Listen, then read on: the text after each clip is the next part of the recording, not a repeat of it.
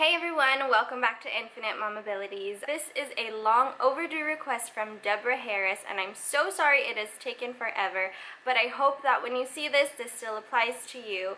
And here was your question. I want to Babywise so badly, but I'm having a hard time getting my 3-week-old to stay awake during feedings. She also wakes up around 9 and will not go back to sleep.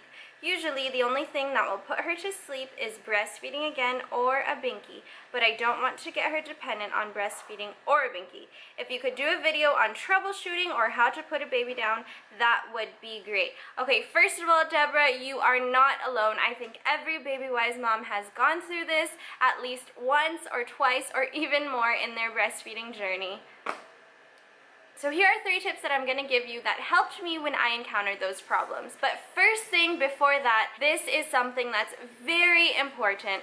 Before you can get a successful nap time in, you want to make sure you have a full and complete feeding. If baby is not full and if baby has not had all the milk that she needs at the time, she will probably not have a full nap time. So before you get into this and try these things, make sure baby has a full feeding. If you want to know how to keep baby awake during a feeding time, then check out my video under how to keep baby awake for a full feeding. Alright, so once you've got that covered, you can take these 3 tips and try these out for your baby too. Number 1, treat an early wake time as the feeding time.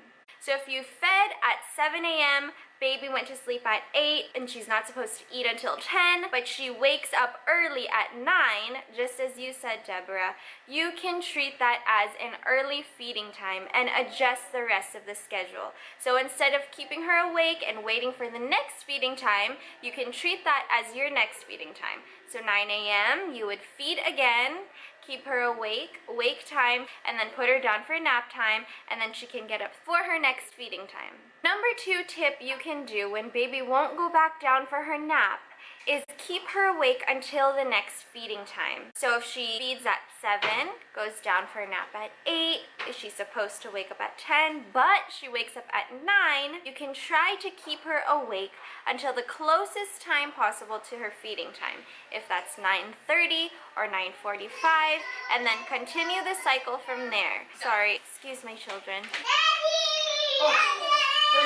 So after you keep her awake and she feeds at the certain time, you can continue on with the cycle and then just do the same thing, put her down to CIO for her nap time. You also don't want to overtire baby, so you can move the feeding time a little earlier if you can't keep baby awake until her next one.